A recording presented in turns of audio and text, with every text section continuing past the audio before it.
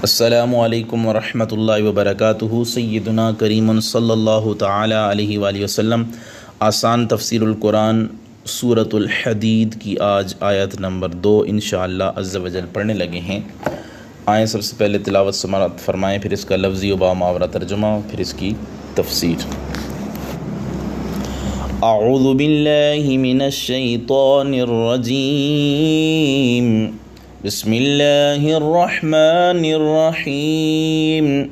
لہ ملک السماوات والارض یحیی ویمیت وہو علی کل شیء قدیر۔ اسی کے لیے ہے بادشاہی آسمانوں اور زمین کی، وہی زندہ کرتا ہے اور مارتا ہے، اور وہ ہر چیز پر پوری قدرت رکھتا ہے۔ لہو اسی کے لیے ہے ملک السماواتی آسمانوں کی بادشاہی، والارضی اور زمین کی بادشاہی۔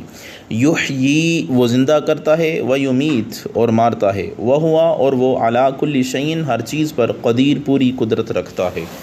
اس کا ترجمہ کنز العرفان سے بھی کر دیتے ہیں۔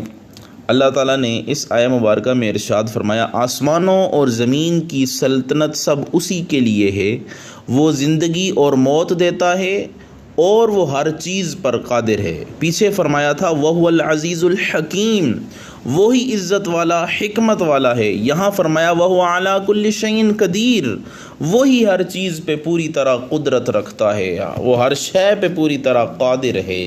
اب یہاں پہ اللہ تعالیٰ نے آسمانوں اور زمین کو پیدا کرنے والا بھی وہی ہے، یہ ارشاد فرمایا تاکہ لوگ جو ہے وہ اس بات کا یقین کر لیں، اور ساتھ یہ بھی ارشاد فرما لیا کہ ان میں حکومت اور فرمان روائی بھی اسی کی ہے، اسی کا حکم چلے گا، فنا اور بقا اسی کے اختیار میں ہے، ہر چیز اس کے فرمان کے سامنے بے چوں چراں صرف گندہ ہے۔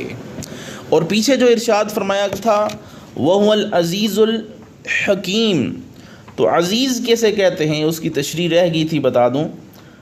عزیز اس قادر اور زبردست کو کہتے ہیں کہ جس کا کوئی مقابلہ نہ کر سکے، جس کے فرمان کو کوئی نہ ٹال سکے۔ اس کی قدرت مطلقہ کا یہ عالم ہے کہ ہر چیز کو جس شکل و صورت، جس قد و قامت اور جن مقاصد کی انجام دہی کے لیے پیدا فرمایا، اس میں آج تک کسی قسم کا رد و بدل نہیں ہو سکا۔ ہر چھوٹی بڑی چیز میں اس کے جلوے نظر آتے ہیں، لیکن یہ قوت، یہ بے کراں قدرت اندھی نہیں ہے کہ ترنگ آئی تو بلا وجہ کسی چیز کو نیست و نابود کر دیا، پیس کے رکھ دیا، موج میں آئے تو بلا استحقاق عزت و سرفرازی بخش دی۔ نہیں، اللہ تعالیٰ عزیز ہونے کے ساتھ ساتھ حکیم بھی ہے۔ اس کا کوئی کام، اس کا کوئی حکم، اس کا کوئی فیصلہ حکمت کے بغیر نہیں، اور اسی میں اس گلشن کائنات کی بقا اور پر بہار ہونے کا راز جو ہے وہ چھپا ہوا ہے۔ وہ اپنی مخلوق کے ساتھ قادر و توانا ہونے کے باوجود رحمت و رافت کا برتاؤ کرتا ہے۔ وہ غلط کاروں کو فوراً انتقام کی چکی میں نہیں پیس دیتا، بلکہ ان کے ساتھ بڑے تحمل اور حلم کا سلوک کرتا ہے۔ تمام عمر سرکشی اختیار کرنے والا جب بھی اس کے در رحمت پر آ کر گر پڑتا ہے تو وہ اس کو اپنے دامن رحمت میں ضرور جگہ عطا فرماتا ہے۔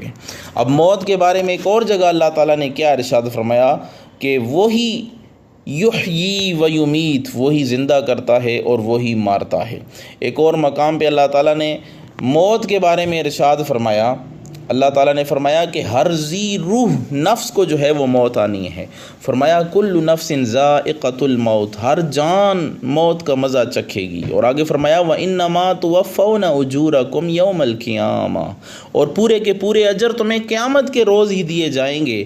اور فرمایا فَمَنْ زُحْزِحَ عَنِ النَّارِ وَأُدْخِلَ الْجَنَّةَ فَقَدْ فَازَ وَمَا الْحَيَاةُ الدُّنْيَا إِلَّا مَتَاعُ الْغُرُورِ، اور فرمایا جو کوئی دوزخ سے بچا لیا گیا اور جنت میں داخل کیا گیا وہ واقعتاً کامیاب ہو گیا، اور دنیا کی زندگی دھوکے کے مال کے سوا کچھ نہیں ہے۔ تو انسان کو چاہیے کہ اپنی موت کے بارے میں غور و فکر کرے کہ جس کے بارے میں اللہ نے فرمایا فَإِذَا جَاءَ أَجَلُهُمْ لَا يَسْتَأْخِرُونَ سَاعَةً وَلَا يَسْتَقْدِمُونَ، پھر جب ان کا مقرر وقت آ پہنچا تو وہ نہ ایک گھڑی پیچھے ہو سکتے ہیں اور نہ ہی ایک گھڑی آگے ہو سکتے ہیں۔ تو اللہ تعالیٰ نے موت کا وقت مقرر کر دیا ہے، تو جب تک انسان کی زندگی لکھی ہوئی ہے تو موت اس کی حفاظت کرتی رہتی ہے، اور جب اس کا وقت مقررہ آ جاتا ہے تو پھر زندگی اس کی ختم ہو جاتی ہے اور موت اس کی حفاظت کرنا چھوڑ دیتی ہے۔ اللہ سے دعا ہے اللہ تعالی ہم سب کو اپنی زندگی بہتر بنانے کی توفیق عطا فرمائے تاکہ ہماری آخرت کی زندگی جو ہے وہ بہتر بنے۔ اللہ سے دعا ہے اللہ عمل کی توفیق عطا فرمائے، آمین برحمتک یا ارحم الراحمین۔